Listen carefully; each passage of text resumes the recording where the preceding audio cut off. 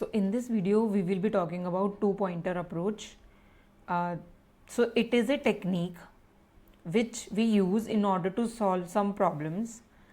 Basically you have two pointers.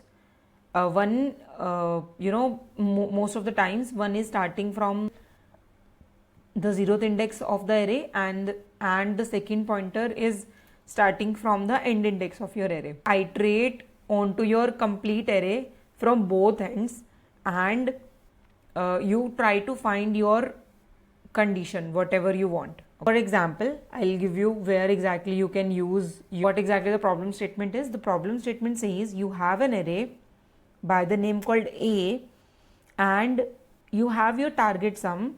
You have to tell me that whether you have two numbers inside your array which is giving you target sum.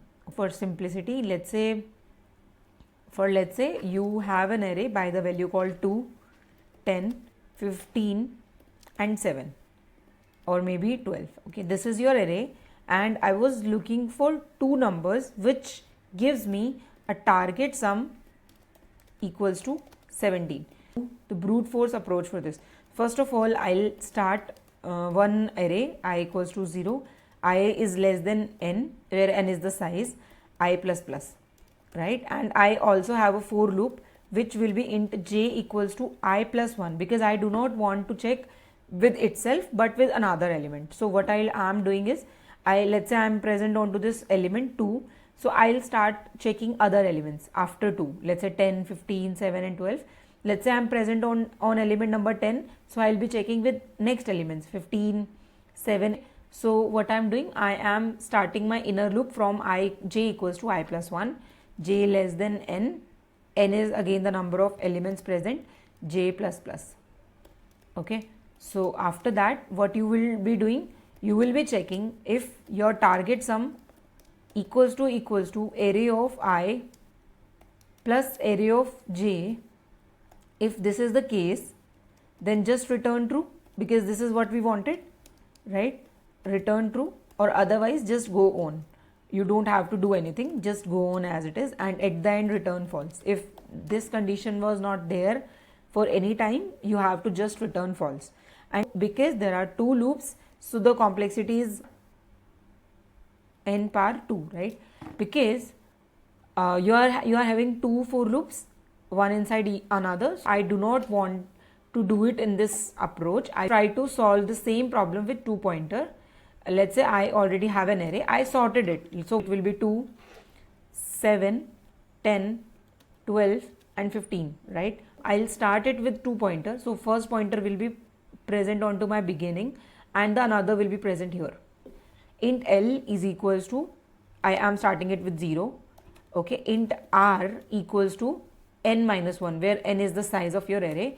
Now I can have a loop where L is less than R. So only till that time, but it will only work onto the sorted array. So before starting it, I'll say arrays dot sort, and I want to sort this array. Let's say nums was my array.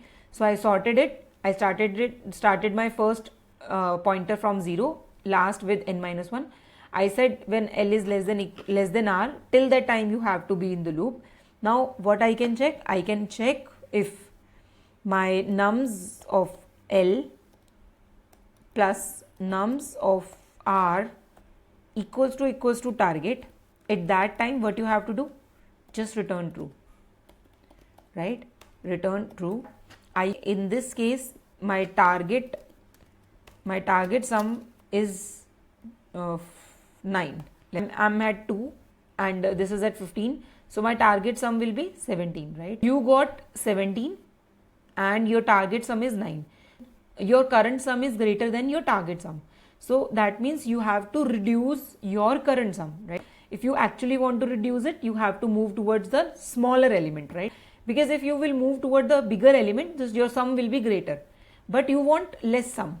Your target is smaller. So what you have to do, you have to move back. You have to move to the smaller number. How you can move? I'll say R minus minus. So what will be my code?